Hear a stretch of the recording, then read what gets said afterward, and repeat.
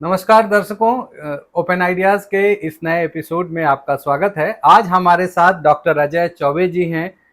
ये एक मैथमेटिशियन हैं और स्कूल के सेकेंडरी स्कूल के प्रिंसिपल हैं और उसके साथ ही ये शिक्षाविद हैं जो अपने इनोवेटिव काम के लिए जाने जाते हैं। आज हम उनसे कुछ रेलिवेंट सवालों पे बातचीत करेंगे। तो बहुत बहुत स्वागत है आपका Chaube ji. Thank you very much Sanju भाई। अच्छा चौबे जी, यहीं से हम लोग शुरू करते हैं कि आपने मैथ्स पढ़ा है, ठीक है, लेकिन आमतौर पे बच्चे मैथ्स से डरते क्यों हैं? देखिए, मैथ्स के बारे में, मैथ्स सीखने वाले हैं, मैथ्स सब्जेक्ट दोनों के संबंध में जो मिथ और मिसकंसेप्शन है समाज में भरा पड़ा है। और कुछ लोग जिनको किसी कारण से मैथ्स के साथ संबंध स्थापित नहीं होता है, फियर जनरेट हो जाता है, उन्होंने ये गढ़ दिया कि मैथ्स बहुत मुश्किल है, मैथ्स के बारे में बहुत अब्स्ट्रैक्ट है, बहुत कॉम्प्लेक्स है, बच्चा है, सब कोई मैथ्स नहीं सीख सकता। जैसे बहुत दिन तक मिथ था कि लड़कियां का ब्रेन जो होता है मैथमेटिक्स के लायक नहीं होता है। इसको कास्ट से भी जोड़ दिया जाता है कि अब खास अच्छा। जाति समूह के हैं तो आपको ज़्यादा मैथमेटिक्स के लिए एप्ट है। ये सारी मिथ और मिसकंसेप्शन जो है, और इससे लोगों का गाइड होता है। अच्छा। और मैथमेटिक्स सीखने की और उसमें परफॉर्मेंस करने की एक सबसे बड़ी चीज़ है कि बच्चे में सेल्फ कंसेप्ट कितना है, सेल्फ कॉन्फिडेंस कितना है, और सेल्फ एफिकेसी कितना है, इसको लेके मैथमेटिक्स में परफॉर्मेंस डिपेंड करता है। और जिसके घर में मान लीजिए मैथमेटिकल बैकग्राउंड नहीं है तो पेरेंट्स से भी बहुत कठिन है, ये है।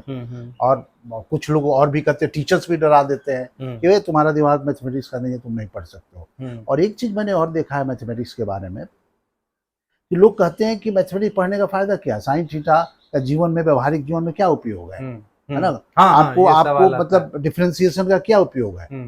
तो मैंने अपने जीवन में जो मतलब एक मैथ्स के स्टूडेंट के नाते और टीचर के नाते मैंने देखा है, पाया है, और बहुत बच्चों को भी ऑब्जर्व करते कि मैथमेटिक्स को मैं एक मेंटल जिमिंग मानता हूँ। जैसे हम शरीर को मतलब बिल्डअप करते हैं अपनी बनावट को, मतलब जिम में जाके, उसी तरह से मैथमेटिक्स पढ़ना एक मेंटल जिमिंग है। अच्छा। आपके एनालिटिकल पावर, आपका अब्स्ट्रैक्शन पावर, आपका जनरलाइजेशन, आपकी लॉजिकलिटी, सबको प्रभावित करता है। इसीलिए शायद मैथमेटिक्स एक नेसेसरी एवेल है स्कूल करिकुलम में। ये आपको पढ़ना ही पढ़ना है 10वीं क्लास, ये आपके मेंटल फैकल्टीज के लिए फैकल्टी को अच्छा कल्टीवेट करेगा, क्योंकि सेंसुअल फैकल्टी को आपको सोशल साइंसेज और जो साइंसेज है वो इस कॉग्निटिव फैकल्टी को कल्टीवेट करता है। तो इस कारण से मतलब ये चीजें हैं। तो ये अच्छा, मैथमेटिक्स का मतलब सिर्फ वो नहीं कि जो रटाफिकेशन वाला मैथमेटिक्स। मैथमेटिक्स के बारे में एक सबसे महत्वपूर्ण चीज़ है कि आप देखते हैं कि यदि सोशल साइंस पढ़ती है तो उसके 4 डायमेंशन होते हैं हॉरिजॉन्टल लेवल पे।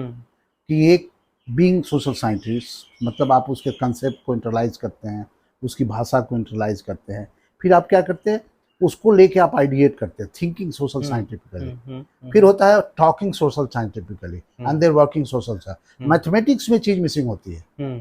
बीइंग मैथमेटिकली का मतलब आपके पास मैथमेटिकल कंसेप्ट जो है, उसकी लैंग्वेज है, उसकी प्रोसेस का करना।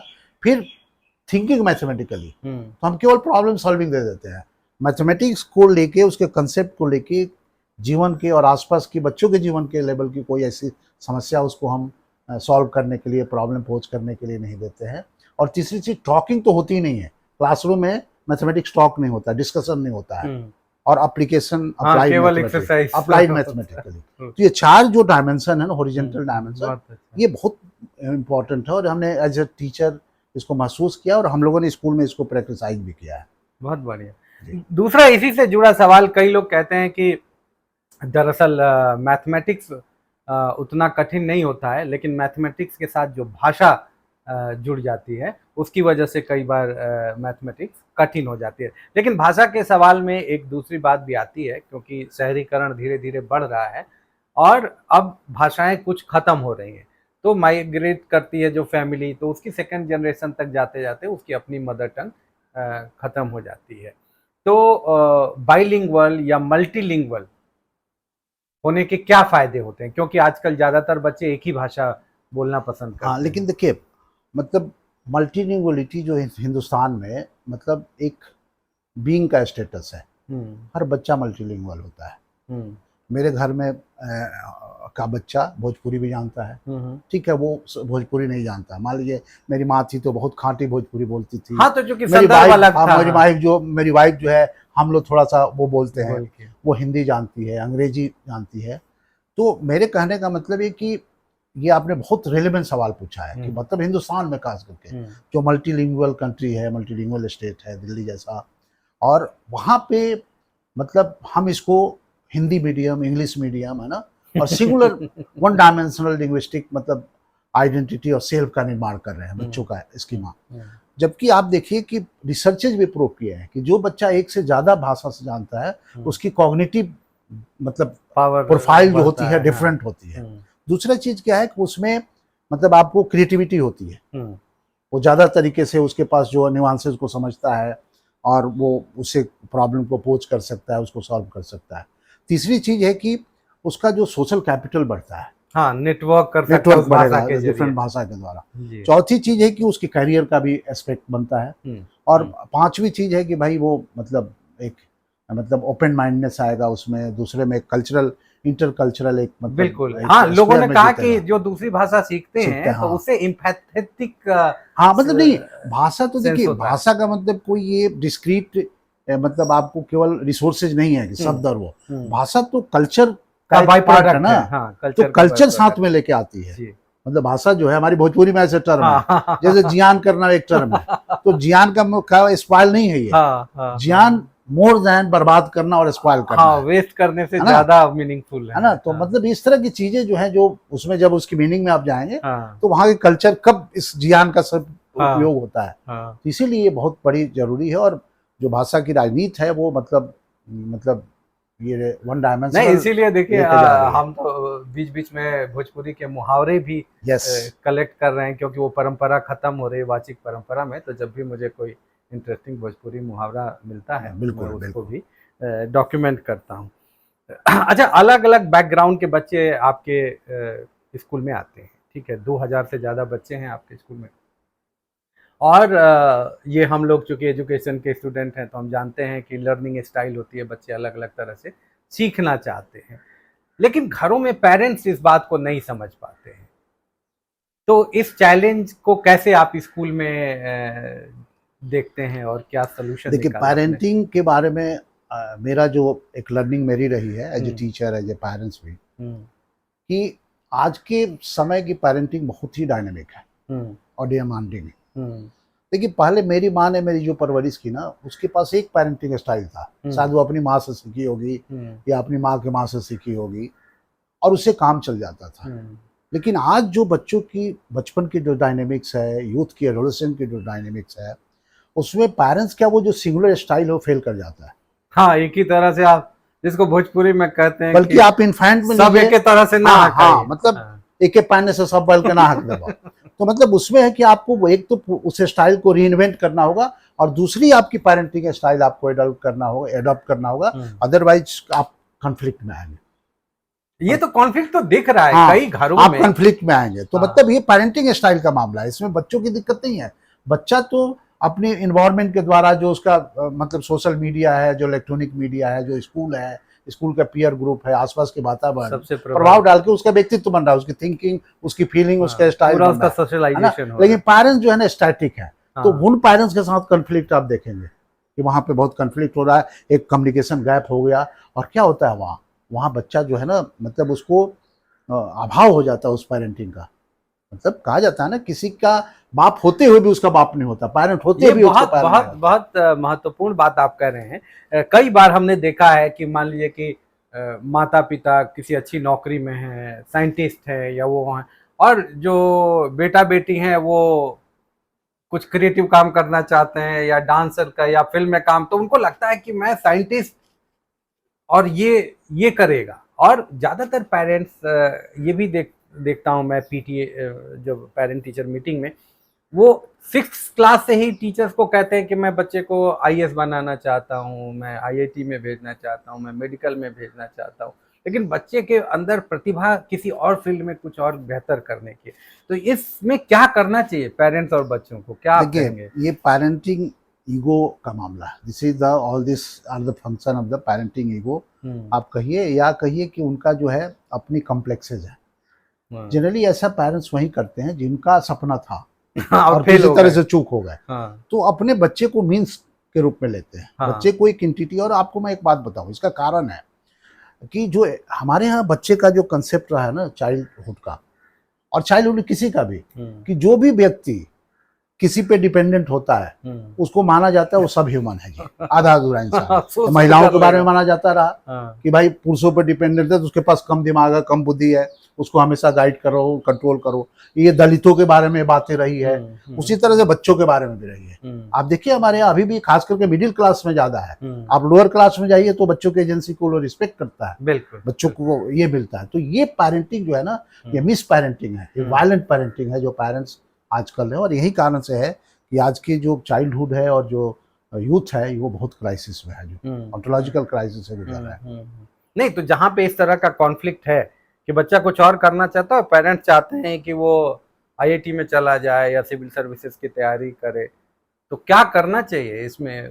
बच्चा क्या करे और पेरेंट्स देखिए आईआईटी जो है, आईआईटी तो एक सबसे बड़ी बात है कि दो चीज़ें मैं देखता हूँ, और हमारे यहाँ इसका हम कार्यक्रम भी चलाते हैं, सेल्फ अवेयरनेस का हमारा स्कूल बेस्ड एक करिकुलम है। देखिए दो चीजें होती है, मतलब वर्क जो है ना मानव अस्तित्व का एक इम्पोर्टेंट पार्ट है।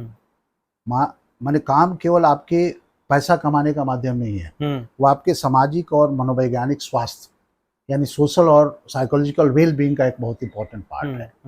और दो डायमेंशन एक्सेस होता है कि हम काम से जुड़ते हैं, एक इंस्ट्रूमेंटल कि हमें पैसा मिले, हमारा रोजगार चले, और दूसरा इंट्रिंसिक जिससे हमारा जो अंदर मतलब क्रिएटिविटी है, अर्जेज है ना, इंटरेस्ट है, उसको कैटर किए। तो देखते हैं कि जैसे मान लीजिए जो लोग कवि वो भी बन जाते थे पहले, साहित्यकार बन गया, उनके पास धन तो होगा नहीं, लेकिन पहला था कि वो हो जाता। और कुछ लोग केवल मान लीजिए आईआईटी कर गए, फलाना कर गए, बाद में रिजाइन देके अपना आते हैं, तो उन्होंने नहीं चुना।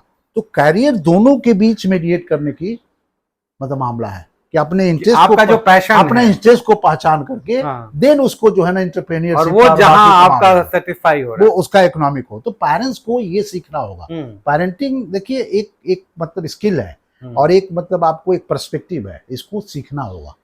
पेरेंटिंग केवल बच्चे को बायोलॉजिकल एंटिटी नहीं है कि हमने एक बच्चे को जना पैदा किया और हमारा पूरा अधिकार पेरेंट हो गए। पेरेंट एक प्रोसेस है, आपको बनना पड़ेगा, सीखना पड़ेगा, रोल है, इसको सीखना पड़ेगा नहीं, इसको मतलब कैसे हम। अच्छा, एक और दूसरी समस्या सब घरों में भी आती है, और निश्चित रूप से आपके विद्यालय में भी ये समस्या आती होगी, स्क्रीन टाइम, कि बच्चों का स्क्रीन टाइम, ऑनलाइन गेमिंग, इसमें बहुत एडिक्शन के लेवल तक कुछ बच्चे चले जा रहे हैं, और घर में भी माँ बाप कहते हैं मोबाइल मत यूज करो, बंद करो, अब कंप्यूटर छोड़ो, बाहर जाओ खेलने। ऑस्ट्रेलिया के प्राइम मिनिस्टर ने भी अभी चिंता जाहिर की है, तो इसको आप कैसे देखते हैं? देखिए किताब के अलावा, पुस्तकों में दिए गए ज्ञान के अलावा बच्चा जो कुछ भी सीखता है ना, उसका मेजर पार्ट होता है बच्चा अपने बड़ों से इमिटेट करके सीखता है।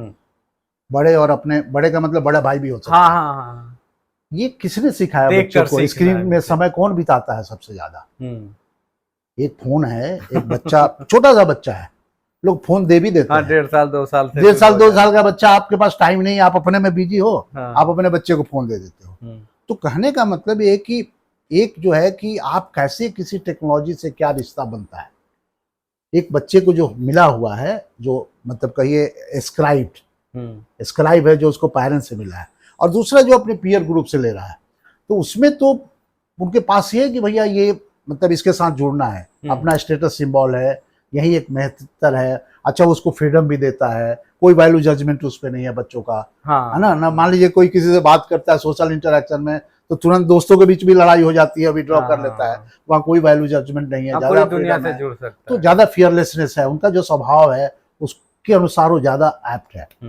तो हमने तो इसके साथ जो है ना, मतलब पेरेंट्स का जो इंटरवेंशन होता है या स्कूल का भी, वो कहते हैं, लेक्चरिंग देते हैं, अरे तुम लोग गलत है, इससे बिगड़ रहे हो, किसी इडियट ने बनाया है, मैंने इंस्टाग्राम, इस तरह की बातें होती है, और इससे बच्चों को कोई फर्क पड़ता होता नहीं। आप डांटोगे, पनिशमेंट दोगे तो सुधार नहीं आएगा, तो छुपा के करेंगे, हाँ करेंगे। उसका एक ही तरीका, हम लोगों ने उसका रास्ता अपनाया कि उनको बताना कि तकनीकी जो है आपके जीवन का एक पार्ट है, और भी है, आपकी पढ़ाई भी है, आपका आपके जैसे बाकी डायमेंशन है, वैसे टेक्नोलॉजी, तो आप किसी एक के यदि गुलाम हो जाएंगे तो ये आपकी एक्चुअल फ्रीडम नहीं है। तो हम लोगों ने गैजेट फास्टिंग और इंटरमीडिएट मिटेंट फास्टिंग की हमने कंसेप्ट। अच्छा, डिजिटल फास्टिंग। हाँ, मैंने कहा जो भी है कि आप उसको एक दिन नहीं करोगे सप्ताह में, और इंटरमीडिएट जैसे होता है ना कि देर से हम रात में भोजन किए, रात में एक टाइम तय कर लिया कि भाई अब इसके बाद। अच्छा, इंस्टाग्राम पे वगैरह पे जैसे दोस्त है ना, तो फिजिक्स का क्वेश्चन पोस्ट कर दो, उससे ज्यादा इज्जत होगी, ज्यादा आपके लोग बढ़ेंगे। कोई ऐसे क्वेश्चन भर दो, और हम लोगों ने ट्राई किया। तो इससे जो है ना चीजें उनको कैसे किया जाए। अच्छा, बच्चों के ग्रुप का हिस्सा बना, नॉन जजमेंटल रूप से। मैं अपनी बेटी के ग्रुप का हिस्सा हूँ इंस्टाग्राम में, है ना। तो मैं ऐसे उनकी बहुत ऐसी बातें होती है, ठीक है, वो बॉयफ्रेंड के बारे में भी बातें होती है, लेकिन मैं कुछ नहीं बोलता हूँ। मेरे कुछ बात करना होता है, मैं अपनी बेटी से इनडायरेक्ट रूप में एक आध सवाल पूछ के कि भाई इस तरह के क्या फायदे हैं, इससे क्या हो रहा है। तो इस तरह से बहुत ज्यादा मतलब पार्टिसिपेटरी ऑब्जर्वेशन, पार्टिसिपेटरी, क्योंकि अब सर्विलियंस वाला मामला से नहीं कि माँ बाप एकदम बच्चे के पास एक स्कोप है जो उनके फ्रीडम को देता है, उनके चाइल्डहुड या और एडल्टहुड की जो मतलब चीजें हैं, फैसिलिटी है, उनको मिलता है वहां से। तो ये चीजें हमें मतलब ये बहुत अच्छी लगी कि आप अपने स्कूल में बच्चों को ये सिखा रहे हैं कि भाई टेक्नोलॉजी के आप गुलाम मत हो, बल्कि टेक्नोलॉजी कैसे आपके फायदे में इस्तेमाल हो सकती है। नहीं, जैसे हमारे यहाँ हमने साइंस के बच्चों के नहीं, 11th-12th के लिए अलग, लेकिन हमने 888 का रूल रखा है। क्या है ये 888 का रूल? ये 8 घंटा सो, अच्छा 8 घंटा पढ़ो, और 8 घंटा में 2 घंटा इंस्टाग्राम चलाओ, 2 घंटा क्रिकेट खेलो, है ना, और 2 घंटा अपने मम्मी पापा से बात करो, या जो कुछ भी करना चाहता है करो। बढ़िया। मतलब आप ये करो। ये किस क्लास से आप लागू ये करते हम हैं? आपको 6ठी से करते हैं। अच्छा, 6th से। 6 से हम मतलब 11-12 तक। साइंस के लिए अलग है हमारा। अच्छा, साइंस के लिए 12, 8 एंड 6 है। अच्छा, क्या है ये 12 मतलब उनको 10 से 12 घंटा पढ़ना है। अच्छा, क्योंकि उनको IIT, नीट इस तरह के कंपटीशन देना है। आपको 7-8 घंटे सोने और 6 घंटा जो है अपना फिजिकल, जो बाकी बचता थोड़ा फिजिकल हुआ, नेट भी कर। हम कहें कि डेली आप नेट चलाओ, लेकिन उसका एक फिक्स आवर रखो। बहुत बढ़िया। पेरेंट्स को भी हमने कहा कि आप बच्चों से तय कर लो कि उसको कितने घंटे जरूरत है, 1 आवर जरूरत है, 2 घंटे जरूरत है, और उसके बाद आप उस पे उसको करो कि भैया आप और मैंने बच्चों से भी कहा ना कि आप अपने पेरेंट्स को इंटरवीन करने की और छीन के रखने की इजाजत भी दो। तो इस तरह से चीजें जो होती है उनकी काउंसलिंग करने पे। अच्छा, एक बहुत अच्छा, ये एक और चीज बताइए कि जैसे आपके विद्यालय में तो 2000 से ज्यादा बच्चे हैं, ठीक है, तो एक तरह से 8 घंटे तो आप उनके गार्जियन हो भी, और उसके बाद भी वो व्हाट्सएप के जरिए, फोन के जरिए आपसे टच में रहते हैं। तो आपने बच्चों से कुछ सीखा है कि नहीं? बच्चों ने आपको क्या सिखाया? देखिए, बच्चों से बहुत कुछ सीखा है, और यही कारण रहा कि मेरे पास यूनिवर्सिटी में प्रोफेसर होने की योग्यता रहते हुए भी मैंने कभी भी ट्राई नहीं किया। आप तो जानते हैं, हम दोनों साथ में ही PhD और MPhil किया, और उस समय किया जिस समय B.Ed कॉलेज में पढ़ाने के लिए लोग नहीं मिलते। बिल्कुल। तो आपने भी अपनी शौक से अपने ट्रांस एकेडमिक रास्ता चुना, क्योंकि ज्यादा क्रिएटिव, ज्यादा नेचुरल है, ज्यादा ये है, और क्योंकि बौद्धिक विलासिता नहीं है। बिल्कुल। और हमने भी बच्चों का देखिए, एक तो क्यूरियोसिटी है, दूसरा इनका क्या फियरलेसनेस है। और मैं भी स्कूल में इत्तेफाक से वो लाइफ जीता हूँ कि मतलब जो करना है, जो हित में मान लीजिए जो अच्छा है उसको करते हैं, बिना क्या एडमिनिस्ट्रेटिव कंसिक्वेंस होगा, कौन क्या करेगा, वो बाद में देखेंगे। दूसरी चीज आपको मतलब फॉरगिवनेस, मतलब आप best interest of the children पहले देखते हैं। एजुकेशन के हित में क्या है उसको हम देखते हैं, उसका क्या रिपरकशन होगा ये बाद में देखेंगे। ये भी तो एक देशभक्ति होगा, देश के लिए सीमा पे जैसे लड़ाई लड़ता है, और उसी तरह से मान लीजिए स्कूल में कोई इनोवेटिव काम करने के लिए मेरे को कोई एडमिनिस्ट्रेटिव सजा भी हो, ये भी एक तरह की शहीदी है ना। क्योंकि केवल हमारे देश में जो देशद्रोह की संकल्पना है ना, मैं मानता हूं कि हमारे देश में शिक्षा द्रोह का मामला होना चाहिए। ये गरीब और आम आदमी के लिए शिक्षा द्रोह का मामला है। तो मैं अपने आप को कहता हूं, और शिक्षकों को भी कहता हूं कि आप शिक्षा द्रोह और विद्यालय द्रोही ना बने। बिल्कुल, है ना, मतलब इसलिए क्योंकि पेरेंट्स ने एक विश्वास के साथ बच्चों को भेजा है, एक फॉरगिवनेस है बच्चों में कि तुरंत भूल जाना। अच्छा, मेरा शुरू से रहा है, मैं कल में पीछे में नहीं जीता हूँ। मेरा मतलब थोड़ा बुद्ध से मैं प्रभावित हूँ, थोड़ा विपासना में प्रैक्टिस करता हूँ, तो मैं कभी भी मतलब ये नहीं है। और बच्चों में ओवर एम्बिशियस नहीं होना, हमेशा नया चीज ट्राई करना। बच्चे ओवर एम्बिशियस नहीं होते हैं, जैसे होता है ना कि भाई, और उसकी सबसे बड़ी बात है कि उन्होंने स्लो डाउनिंग है। अच्छा, बच्चे जो है ना मतलब रुक के, ठहर के अपनी सराउंडिंग को पकड़ते हैं, जैसे आपने किया है। आपने सब, आप चाहते तो आप इंटरनेशनल NGO में काम किया, आपके पास बहुत सारे पत्रकारिता से लेके एकेडमिक हुनर थे, लेकिन आपने क्या किया, आपने उसको रोक के, ठहर के, आपने पूरी सराउंडिंग को देखा, और जीवन यही है।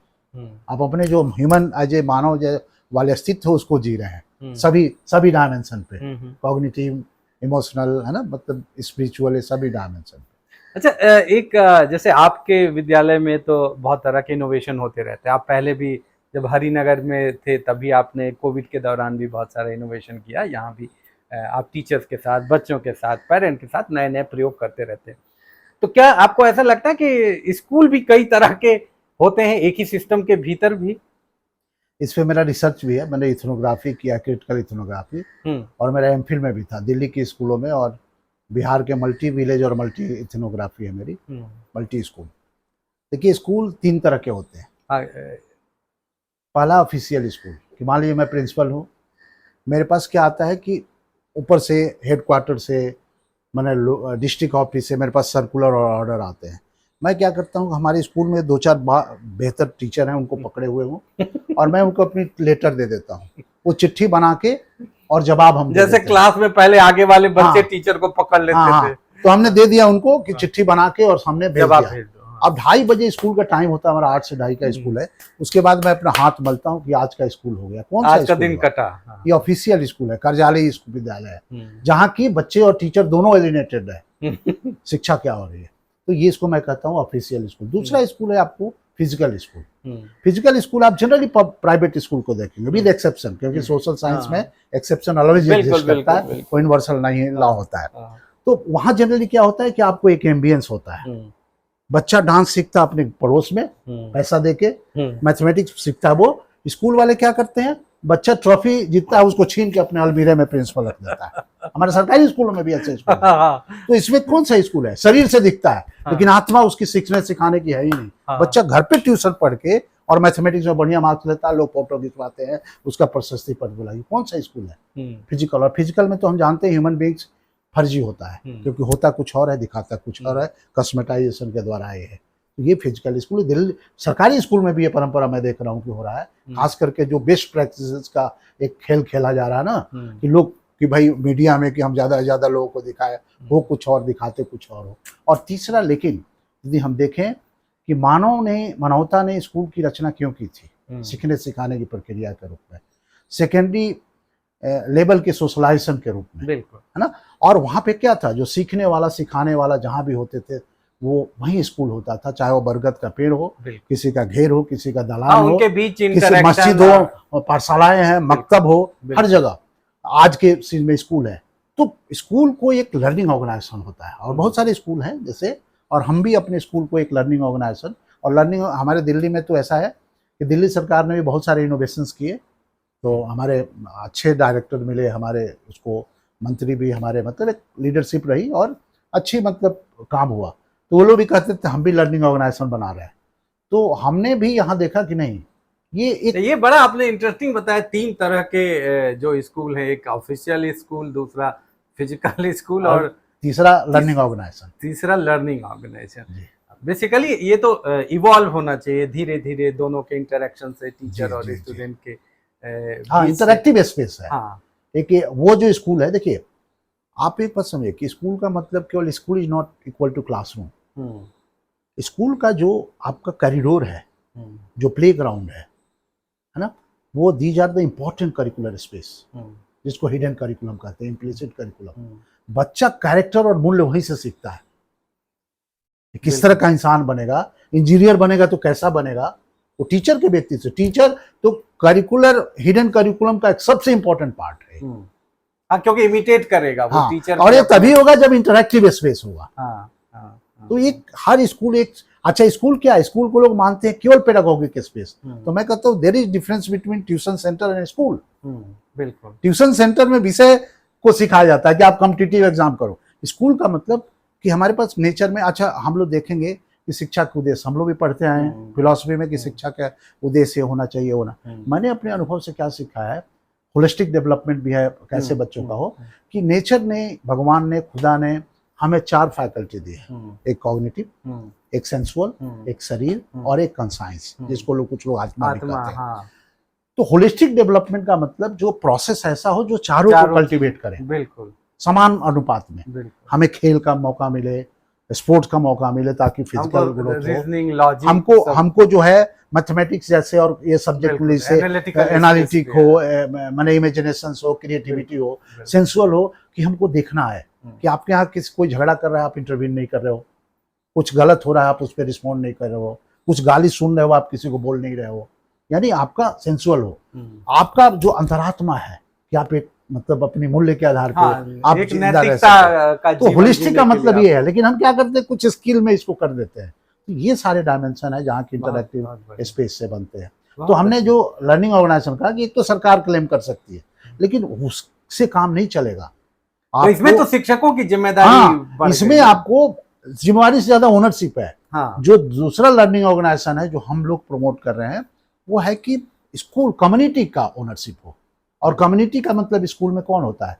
बच्चा, टीचर्स और पेरेंट्स, तीन मिलकर कंसिस्टेंट। लेकिन पेरेंट्स के पास तो समय, अक्सर आप सुनते होंगे कि सर हमारे पास समय नहीं है। ऐसा नहीं है। हाँ, अच्छा। आप एक बात सुनिए, मेरे मैंने ये भी कहा कि आपके मोहल्ले में भगवती का माने वो हो रहा, भंडारा हो रहा है, कहीं पे नमाज अदा हो रहा है, किसी के शादी है, पेरेंट्स जाते हैं कि नहीं जाते हैं? क्यों?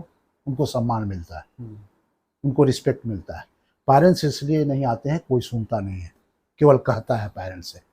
पेरेंट्स में जी, पेरेंट्स को यदि सही तरीके से सम्मान दिया जाए और दोनों टीचर्स और पेरेंट्स मिल के बच्चे की बात करें, हमने कई बार देखा है, हमारे यहाँ तो समस्या नहीं आती, हम कभी नहीं कहते। कभी कभी पेरेंट्स के पास समय नहीं होता, मान लीजिए दोनों कामकाजी पेरेंट्स हैं, दोनों हार्ड वर्किंग पेरेंट्स हैं, यानी कोई किसी के घर में काम करता है, कोई रिक्शा चलाता है, तो हम लोग उठ के चले जाते हैं, हम वहां जाके बात करते हैं। यदि हम सीधे सीधे पेरेंट्स से बात करें, जैसे हमारे यहाँ कंप्लेंट बॉक्स नहीं है, हमारे यहाँ 2 बॉक्स हमने लगाया है, मुझे कुछ कहना है। अच्छा, हमने कहा है कि देखिए हमें भी तनख्वाह लाख 1.5 लाख रुपया बच्चों को पढ़ाने के लिए मिल रहा है ना, हमारे पास भी स्टेटस है, कार है, और आप भी दिन रात बच्चों के लिए कहते हैं, तो हमारे पास एक दूसरे के साथ सहयोग के अलावा कोई विकल्प ही नहीं है। बहुत बढ़िया। हम शिकायत करने के लिए आते हैं। ये बहुत बढ़िया आपने कहा कि मुझे कुछ कहना है, ये तो हम लोगों ने आप में एक पूरा फिलोसफिकल। और पेरेंट्स जानते हैं, यदि पेरेंट्स को ये पता लग गया ना कि आप हमारी इज्जत करते हो और हमें सम्मान देते हो, वो सब कुछ नौछावर कर देंगे, इतनी रिस्पेक्ट देंगे वो। बहुत बढ़िया। हमारा स्कूल जो था 20 साल से कोएड नहीं हो रहा था। अच्छा। और हमारे अभी 1 साल ज्वाइन किए हुआ, पेरेंट्स ने अनुमति दी, एसएमसी ने अनुमति दी, हमने कोएड कर दिया। जो कार्यक्रम हमारा 20 साल के नहीं हो सका, बहुत बढ़िया, इतना बड़ा एडमिनिस्ट्रेटिव डंडे से, आदेश से वो हो गया, क्योंकि उनको हम यदि सम्मान देंगे तो बदले में हम क्या मानते हैं, अरे पेरेंट्स हैं, 2% के लोग हैं, बहुत सारे लोग कहते हैं एसएमसी वाले हैं ये, अरे हम उन्हीं के टैक्स से, उन्हीं की बनियान खरीदने से पैसा हम कमाते हैं, बिल्कुल, और उन्हीं को हम कहते हैं, मतलब ये आप भेदभाव करते हैं। बहुत अच्छा, दूसरी चीज क्या है कि टीचर की क्लास में, सोशल क्लास में, और बच्चों की सोशल क्लास में डिफरेंस है। हाँ, सही बात है ना, मतलब एक मिडिल क्लास है, आप समझ ही नहीं सकते हो। जैसे फॉर एग्जांपल हमारे स्कूलों में क्या है मामला कि टीचर ने कुछ होमवर्क दिया बच्चों को, कुछ बच्चे नहीं करके आते हैं, तो टीचर क्या करे, 5 बार 10 बार मेरे पास भी कंप्लेन करेंगे। मैंने एक मीटिंग करी, फिर बच्चों से पूछा कि तुम कैसे, बच्चों से बात की, तुम कैसे क्यों नहीं करते हो। बच्चा बताया कि मैं स्कूल से जाता हूँ, बक्सा रहता हूँ, और मेरे पापा की जो सब्जी की दुकान है उस पर जाता हूँ, फिर मेरे घर में एक ही है, वहीं पे कोने में खाना बन रहा, वहीं पे ये है, वही सब एक बात बताओ, आप उस बच्चे से कैसे उम्मीद करते कि होमवर्क करके लाएगा? बिल्कुल जी, आपके बच्चे तो साधन संपन्न हो तो करते नहीं है। बिल्कुल। तो ये आप इमेजिन नहीं कर सकते उनकी स्थिति को, है ना, इसीलिए तो हमें समाज शास्त्र पढ़ाया जाता है जब बीएड की ट्रेनिंग की जाती है। बिल्कुल, हाँ, इक्विटी और ये सारे सिद्धांत, एम्पैथी सब की बात होती है।